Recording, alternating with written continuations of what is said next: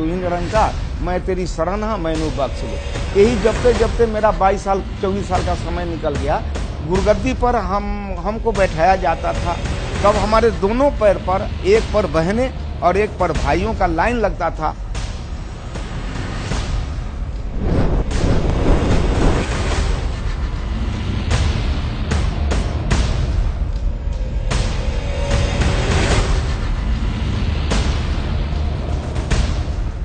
नमस्कार सर। नमस्कार सर, क्या नाम है आपका? हरिवंश राय मधुकर। सर, आप कहाँ से आए हैं? हम बिहार वैशाली जिले से कटहरा ग्राम से आए। सर, आप क्या काम करते हैं? हम तो ऐसे कलाकार थे, आकाशवाणी पटना रेडियो स्टेशन से लोकगीत गाते थे, दूरदर्शन से भी हम लोकगीत गाते रहे हैं। अभी इन दिनों हम अध्यात्म से जुड़ गए, तब से ही हम गाना बजाना छोड़ दिया। सर, संत रामपाल जी महाराज जी से नाम दीक्षा लेने से पहले आप क्या भक्ति साधना करते थे? हम अध्यात्म से जुड़े हुए थे और प्रभु परमात्मा के पाने की चेष्टा से, लगन से मैं कई मत पथ में गया, जहां हमको इस जिज्ञासा से गए कि हमको प्रभु परमात्मा की जानकारी होगी। और इस कारण से मैंने रामानंद स्वामी के पथ में, वो देहात में चलने वाले बचन वंश कबीर पंथी में, और आर्य समाज में, या वो बाल जोगेश्वर जी में, सतपाल जी में, ठाकुर अनुकूल चंद जी के सत्संग में, और प्रजापिता ब्रह्मा कुमारी के सत्संग में, कई स्थानों पर हम लगभग 13 मिशन में घूमे परमात्मा के दर्शन के लिए। लेकिन कहीं से हमें कुछ प्राप्ति नहीं हुआ। कोई तो आंख बंद करने को कह दिया, कोई कहा ध्यान लगाओ, कोई कहा कर्म नेवली करो, कोई कुंडलियां जागृत करने को कह दिया, किसी ने कहा कि वो नाक के ऊपर दोनों दृष्टि जमा करके देखो, भगवान का दर्शन होगा। बहुत हम परेशान में पड़ गए, देखा कि हर जगह वही बात है, ठगी की बात हो रही है। तब हमें कान में एक शब्द मिला, निरंकारी मिशन का। जो निरंकारी मिशन 1992 में बहुत कम जत्थे में था, और उस समय जब हमारे ध्यान में आया निरंकारी मिशन, तो उसमें हमने जाकर के ज्वाइन किया। ज्वाइन करने के बाद में हमें जो ज्ञान दिया गया, कहा गया कि यहाँ प्रभु परमात्मा का दर्शन होता है, और इसी जिज्ञासा से हम उनके पास जाकर के बैठ गए। पहले तो उन्होंने 5 प्रण कराया और कहा कि ये 5 प्रण के बाद प्रकृति का वो नाम गिनाया, सूरज चांद सितारे ये सब भगवान नहीं है, और ये तन मन धन सब परमात्मा का है। और उसके बाद उन्होंने परमात्मा का दर्शन बताया, कहा कि धरती से आसमान तक जो ये खलिया जगह देख रहे हो, ये खाली जगह है, इसी को निरंकार कहते हैं। यही तो निरंकार है, यही ब्रह्म है। और इसको जो जान जाता है वो ब्रह्मन हो जाता है। ब्रह्म जानाति ब्रह्मना, ये जो वेद में लिखा हुआ है, शास्त्र में लिखा यही है। गीता में भी कहा गया है कि ये इसको कोई औजार नहीं काट सकता। बताओ, खलिया को कौन काटेगा?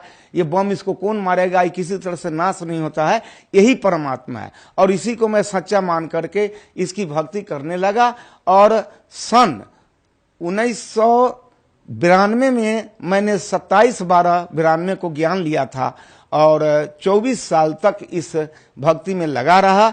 इस दौरान में मैंने अपने संपूर्ण वैशाली जिले में लगभग 24 ज्ञान केंद्र खोला, और ज्ञान प्रचारक हमारे साथ होते थे, और मैं प्रचार का काम करता था पूरे बिहार में। कटिहार, वो ठाकुरगंज, पूर्णिया, वो सहरसा, मधेपुरा, गंगटोक, और सिक्किम, करसियांग, नेपाल के देशों में भी हम, जनकपुर और शबैला, वो धनुखा, ये और शिवनगर, परसा जिला, मलंगमा, सरलाही जिला, इन सब क्षेत्रों में मैं जाकर के काफी इसका प्रचार किया।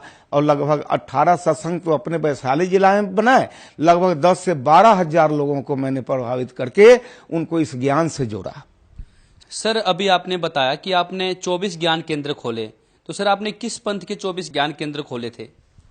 हमने 10 से 12 हजार लोगों को ये ज्ञान से प्रभावित करके निरंकारी मिशन के संस्था से जोड़ दिया। सर, आपने बताया कि आप 24 साल तक निरंकारी मिशन से जुड़े रहे, तो सर इस 24 साल में आपको क्या ज्ञान की अनुभूति रही है? सर, इसमें हमको मिला जुला कर कोई अनुभूति नहीं हुई, और न मैंने कुछ देखा, और न इसके हमको कुछ लाभ भी प्राप्त हुए। ऐसे ही हम भजते चले जा रहे थे और उसमें एक साधारण मंत्र था, तू ही निरंकार मैं तेरी शरण हा मैनू बख्श लो। यही जपते जपते मेरा 24 साल का समय निकल गया, लेकिन इससे कुछ लाभ नहीं हो सका। विगत 19 जून 2017 को मैं बड़ा सख्त बीमार पड़ गया। बीमार पड़ने का कारण हो गया मेरे पास डायबिटीज का बीमारी, जो 600 चीनी बराबर रहता था, और उसके बाद ब्लड प्रेशर था, लीवर में सूजन था, किडनी में भी दाग था, और पित्त की थैली में ये पथरी था 13 mm का, जो हमें बहुत कमजोर कर दिया था। डॉक्टर लोगों के पास हम गए, कहीं से हमको कोई इजाफा नहीं मिल पाया। मैंने 48,000 रुपया खर्च करके बाद और धराशायी हो गए थे, बिछावन से उठ नहीं पा रहे थे। उसी पर हम पड़े थे, 5.5 महीना हो गए। और जिस मिशन को हमने इतना लोगों को जोड़कर लगभग 24 साल में 50 लाख रुपया मंडल को भेज दिया, प्रणामी का पैसा, लेकिन उनको खबर हुई, लेकिन कोई आदमी हमको देखने तक नहीं आया, खोजने तक नहीं आया कि कहाँ ये मधुकर जी पड़ा है। जबकि उस मिशन में हम एक मुखी के पद पर थे और गुरगद्दी पर बैठ करके 3-3 घंटा प्रवचन करते थे और लोगों को प्रभावित करते थे और ज्ञान दिलवा करके उसको उनसे जोड़ते थे। किसी ने नहीं देखा। इस क्रम में मैं दूर दूर जगहों पर जाकर के और सत्संग प्रवचन किया करता था।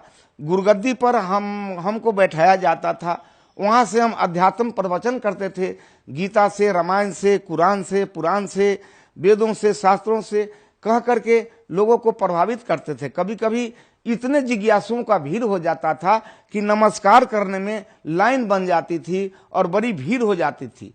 तब हमारे दोनों पैर पर अलग अलग दोनों पैर को करके दायां बायां, एक पर बहनें और एक पर भाइयों का लाइन लगता था और सभी लोग सर पटक करके हमारे चरणों पर नमस्कार करते थे। और उसी में लोग ये जिज्ञासा करते थे कि बाबूजी जरा माथे पर हाथ रख दो, और मैं माथे पर हाथ रख देता था। जरा धौना में, पीठी में दर्द हो रहा है, इस पर जरा हाथ कर दो, ये बच्चे को जो आशीर्वाद दे दो, ये बड़ा बीमार रहता है। ये सब काम हमें करना पड़ता था और उसको करते थे। सर, आपने बताया कि आप निरंकारी मिशन की गद्दी पे बैठते थे, निरंकारी पंथ से जुड़े थे, आप प्रवचन करते थे स्वयं, और फिर आप संत रामपाल जी महाराज जी की शरण में आ गए। सर, आपको क्या ऐसा लगा? निरंकारी मिशन में तो बहुत सारे लोग ने हमारे दुख को मेरे कहने पर जाना, लेकिन उसमें मेरा कोई इलाज नहीं हो सका। और वहाँ तो बड़ी बड़ी औषधालय भी खुली हुई है, क्या क्या है, लेकिन हमको कोई सहारा कहीं से कुछ नहीं मिला। और डॉक्टरों से परेशान होकर के हम बिल्कुल निराश हो गए थे और धाराशायी होकर के बेड पर पड़े हुए थे। 5.5 महीना हम लगातार बेड पर ही पड़े रहे, जहाँ पैसे के अभाव में दवा भी नहीं खा पाते थे और हमें खाना भी नहीं खाने का इच्छा होता था।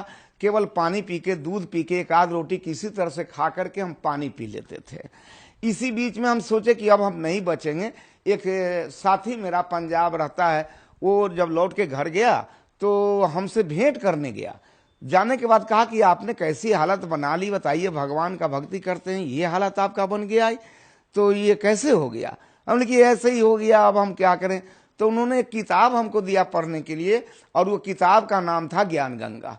ज्ञान गंगा किताब हम पढ़ने के काबिल भी नहीं थे, इतने कमजोर हो गए थे। मैंने कहा कि हम किताब तो नहीं पढ़ सकते, जरा तुम ही पढ़ के सुनाओ तो अच्छा रहेगा। तो वो 3 रोज आकर के हमको किताब का कहीं कहीं का कोई चैप्टर पढ़ के सुनाया। हमको बहुत अच्छा लगा। अब किसी की किडनी खराब है और उनका डॉक्टर इनकार कर रहा है, कहता है 4 लाख रुपए लगेंगे, और वो बताना है कि नहीं मेरा किडनी ठीक हो गया सतगुरु रामपाल जी की कृपा से। किसी का लीवर खराब है, किसी के स्तन में घाव है, ममाद निकल रहा है, परेशान है, किसी के पेट में दर्द है, लगता है कोई भीतर दांत काट रहा है। ऐसे ऐसे बहुत सारे रिपोर्ट आए। तो मुझे पहले तो धीरे धीरे इस पर विश्वास होने लगा। हमने सोचा कि अब मैं क्या करूं, हम भी अब वहां कुछ फोन करके पता करना चाहते हैं। तो उन्होंने कहा कि पता है इसका? तो हाँ, फोन नंबर है। हमने कहा कि रुक जाओ, आज रात में हम सतगुरु रामपाल जी महाराज से हम बात करेंगे, तब हम कल आपको कुछ बताएंगे। तो उन्होंने कहा कि कैसे बताइएगा, वो तो जेल में रहते हैं। हमने कि हम भी तो गुरु की सेवा कर रहे हैं 24 साल से, और ये सतगुरु हैं तो जरूर हम पर कृपा करेंगे, मुझे विश्वास है। ऐसा सोचकर मैं रात में 9 बजे खाना उना खा करके जब सोने गए, तो हम तो कुछ जानते नहीं थे, हम तो केवल इनका नाम सुनते थे और किताब में फोटो देखा था। इन्हीं के फोटो को हमने कहा सतगुरु रामपाल जी महाराज की जय, रामपाल जी महाराज की जय 5 बार यही जयकारा लगा करके हम हाथ जोड़ करके प्रार्थना किया कि हे सतगुरु रामपाल जी महाराज, आपकी बहुत सारी प्रशंसा इस किताब के अंदर मैंने सुनी है।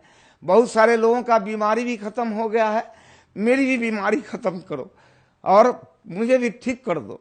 अगर ऐसा कर दोगे तो शेष जीवन जो मेरा बचेगा ये हम आपके चरणों में बिताएंगे, आपके चरणों में भक्तों की सेवा करके अपना जीवन बिताएंगे।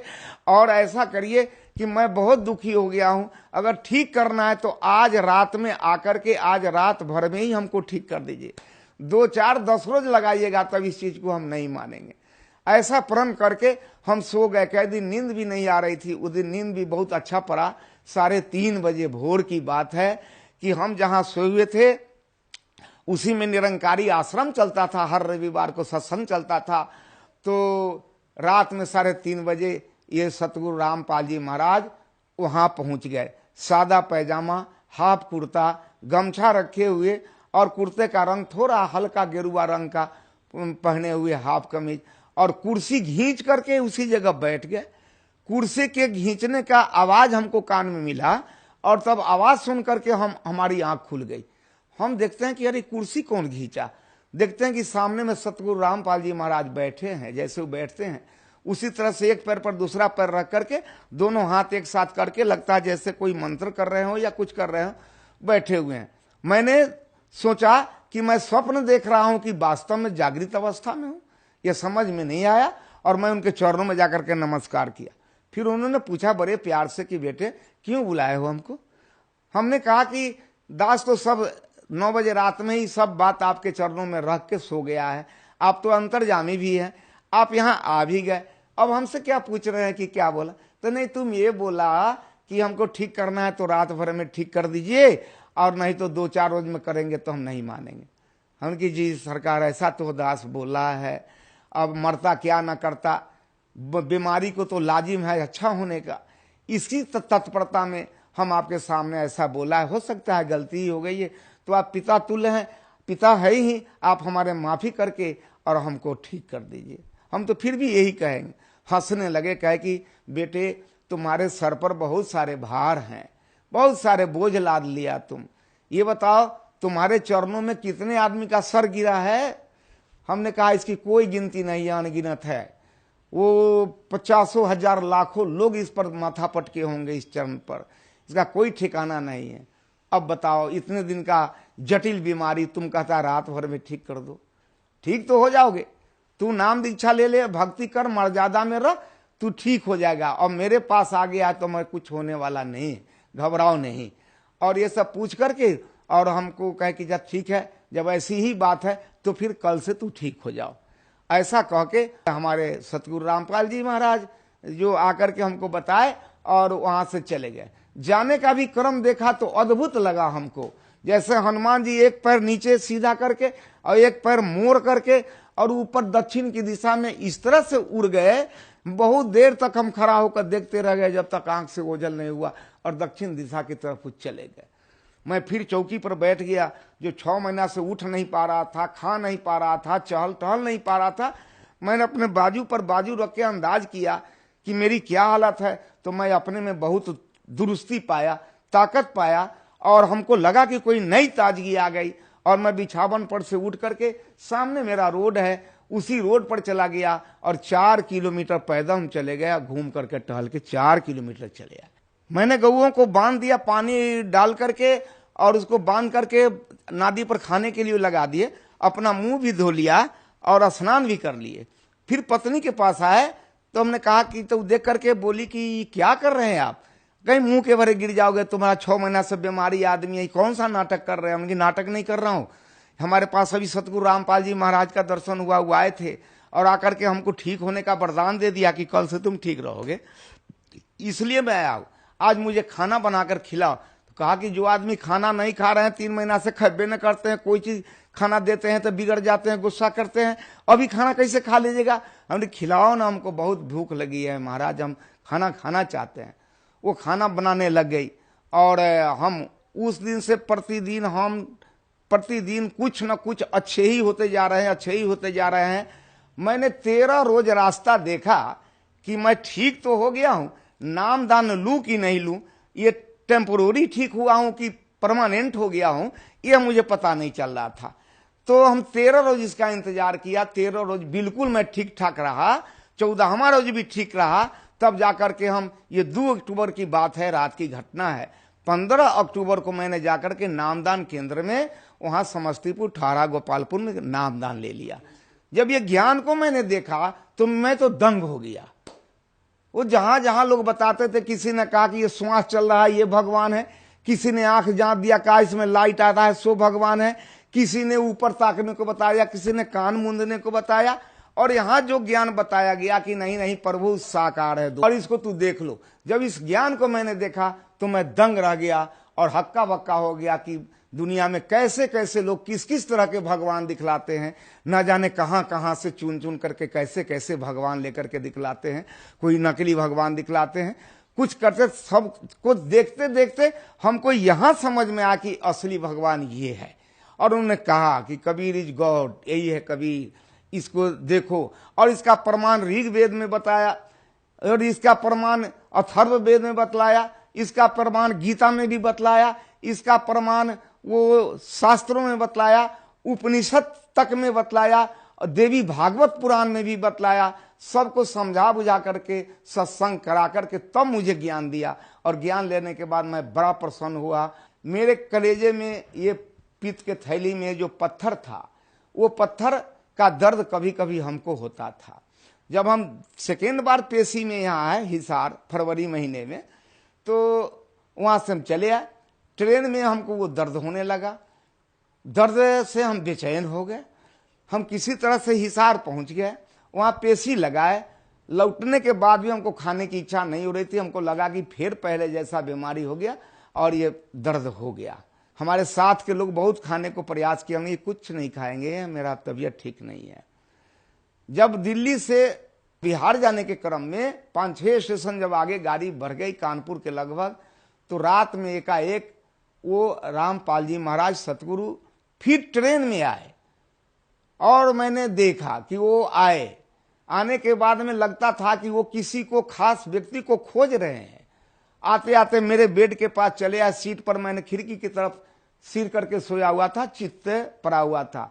वो सीधे दोनों हाथ को इस तरह से बनाए हुए आए और मेरे कलेजे में दोनों हाथ को घुसेड़ दिया। जब हाथ इसमें घुसेड़ दिए तब हम देखते हैं कि नहीं, एक खुला मड़ई में हम पड़े हुए हैं, मेरा लाश पड़ा हुआ है, और उसमें से हम निकलकर 2 हाथ की दूरी पर अलग बैठे हुए हैं, और मेरे लाश में ये दोनों हाथ समा दिया। वैसा वैसा वहां 5-6 लाश और पड़ी हुई थी, जिसको देखकर यह प्रतीत होता था कि मेरे बाद इन सब लाशों का भी ऑपरेशन होगा।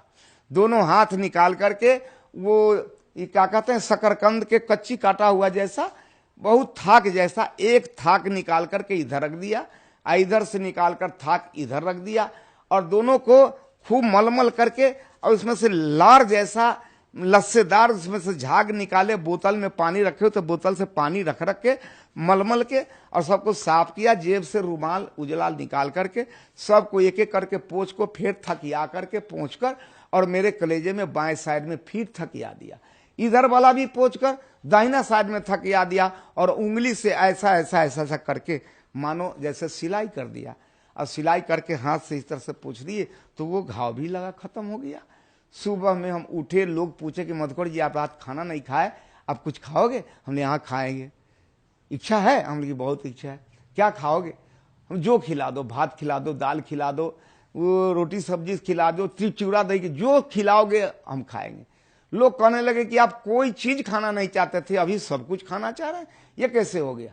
तो हमने कहा कि नहीं नहीं, अब जो बीमारी मेरा था ये सतगुरु रामपाल जी की कृपा से ये अब खत्म हो गया, हमको अब लगता है खत्म हो गया। तो मेरे चलते ये लोग रोहतक में गाड़ी पर से उतर गए। हमने बड़ी भूख लगी है, खिलाओ। तो रोहतक के स्टेशन पर उतर गए और हमको प्लेटफार्म पर और लोगों को छोड़कर ये लोग आश्रम में गए, और वहां से मेरे लिए प्लेट दाल भात तरकारी सब्जी सब ले करके आए। अब मैंने भरपेट भोजन किया, दाल भात तरकारी सब्जी खाया। वहां से हमें चैन आ गई। फिर लौट करके गए तो रास्ते में लोग फिर पटना में दही चूड़ा भी खिलाया, भूजा भी खिलाया, सारे सामग्री को खिलाया, और उस दिन से हम बिल्कुल ठीक हो गए। अब हमको लगता है कि वो दर्द भी हमको अब स्वप्न के रूप में भी कोई महसूस नहीं होता है कि दर्द हो रहा है या नहीं हो रहा है। वो लगता है ही नहीं, वो पत्थर उथर सब खत्म है सतगुरु रामपाल जी महाराज की कृपा से। सर एक बात बताइए, आप 24 साल से निरंकारी मिशन से जुड़े हुए थे, यहाँ तक कि आप गुरु पद पे थे और आप वहाँ पर प्रवचन भी देते थे, लेकिन फिर आप संत रामपाल जी महाराज के शरण में आए। संत रामपाल जी महाराज जी के ज्ञान में और निरंकारी मिशन के ज्ञान में आपको क्या भिन्नता नजर आई सर? निरंकारी मिशन के ज्ञान में और ये संत रामपाल जी के महाराज के ज्ञान में बहुत अंतर आया, क्योंकि यहाँ स्पष्ट रूप से बताया जाता है और वहाँ एक मानने की बात कही जा रही है कि मानो, ये मान लो कि यही भगवान है, यही खलिया है सो भगवान है। और यहाँ जानने की बात कही जाती है कि जानो कि ये भगवान है।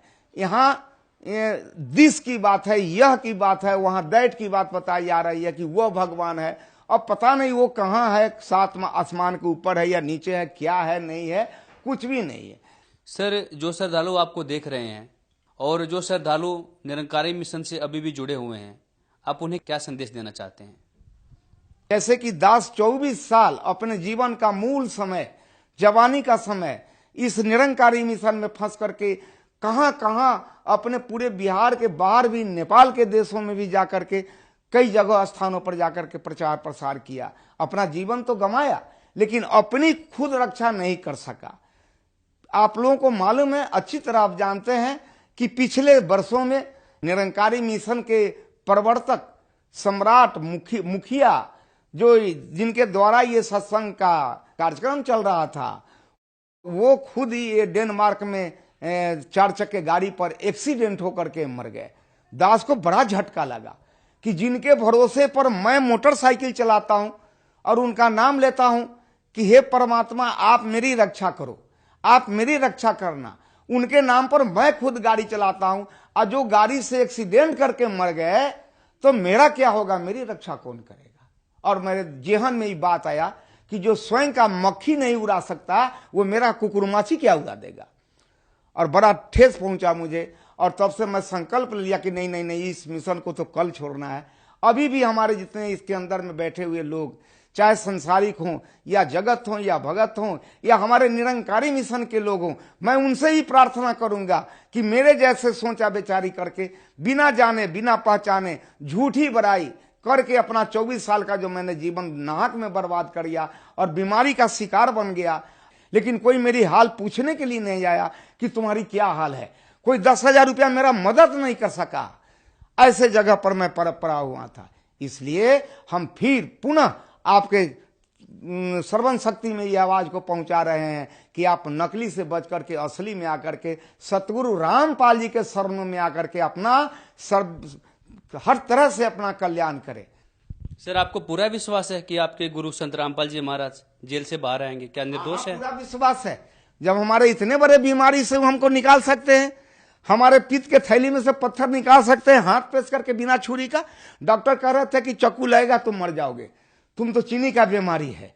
तो जब हमको निकाल सकते हैं, हमको उठाकर खड़ा करा सकते हैं, हम कैसे समझे कि जेल में है। अगर जेल में होते तो मेरे पास मेरे बिस्तर के नजदीक जाकर कैसे बैठ जाते, मेरी हाल कैसे पूछ लेते और कैसे कहते कि जाओ तू कल से ठीक हो जा।